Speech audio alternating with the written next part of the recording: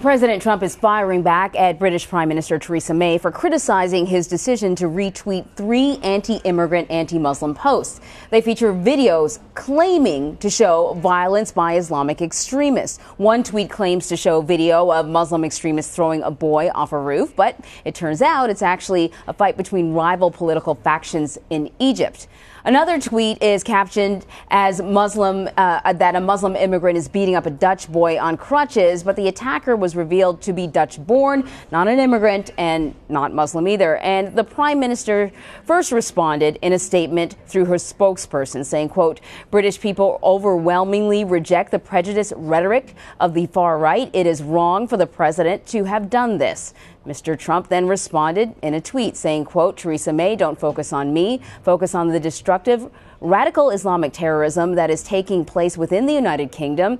We are doing just fine." The Prime Minister then responded again while traveling in Jordan this morning. Britain First is a hateful organisation. It seeks to spread division and mistrust among our communities.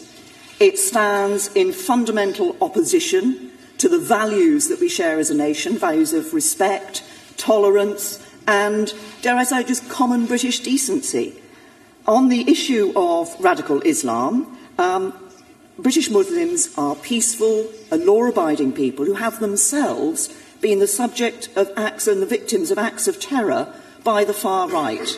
There are those who conduct acts of terror in the name of Islam, but it is not in the name of Islam. And as Prime Minister, I am very clear about the priority that I give to dealing with the challenge of the threat of terrorism, and that's dealing with the threat of terrorism and extremism from whatever source they come. And indeed, that question of how we deal with terrorism is one of the issues that I have been discussing over the last couple of days here in the Middle East. And I was very pleased yesterday, particularly in Iraq, to see the work that we are doing with allies and with the United States in particular to counter the threat of terrorism and the success that we have been having in doing that. But the fact that we work together does not mean that we're afraid to say when we think the United States have got it wrong, and to be very clear with them. And I'm very clear that retweeting from Britain First was the wrong thing to do. All right, to discuss it all, let's bring in Daniel Lippman. He's a reporter for Politico and co-author of the Politico Playbook. He joins me now on the set. So we heard from the Prime Minister there. Britain First is the group that the president retweeted, and by all descriptions, a very, very far-right extremist group. And she was very clear, though she didn't bring up the president's name today. She certainly was clear in her tweet yesterday. So there's a lot of pushback from overseas. The mayor of London also once again said that he would like to see the UK take back their invitation to President Trump after offering a state visit. But what about here on Capitol Hill? Not much pushback at all. Yeah, it's pretty quiet. Yeah. There was one report I saw that these reporters, they called up all 100 senators from both Republicans and Democrats, and only 45 responded. A couple of Republicans, they condemned it. All the Democrats, of course, did that as well.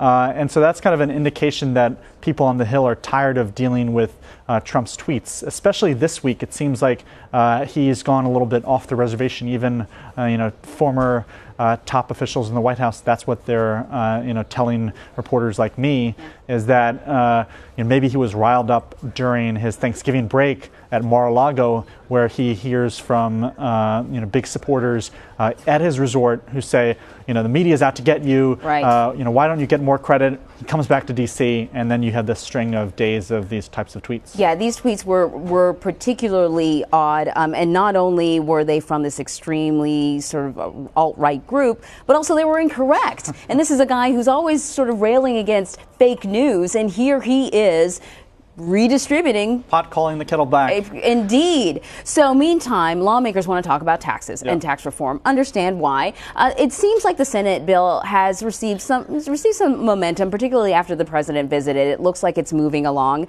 It got out of the Finance Committee and it's moving on to a general vote. What do you know about the whip count, though? There are still some holdouts. Yeah, so they are still trying to hammer down all of these final details in their quest to get this through. What I would point out is it's kind of interesting, and if you talk to Republican operatives, they actually sometimes like when Trump tweets about things that get everyone into storm, because this tax bill isn't the most popular thing, because it's not really helping as many middle-class families because of it's taking away those deductions. Right. And so, its popularity. And it's supposed to grow the deficit big time, right? Yeah. And even Trump voters, they're saying, why are corporations and wealthy Americans, they're getting the lion's share of this, these cuts. And so by not focusing on the tax bill, and the media is talking about, those tweets of Trump, maybe that helps it get in the end. So it's going to be a tight vote in terms of its passage. Hopefully, maybe this the end of this week, but we just don't know. So there's a benefit to that distraction while they sort of work away in the corner. We're not paying attention to what they're doing. Is that what you're saying? Nothing to see here. Right, nothing to see over here. Right.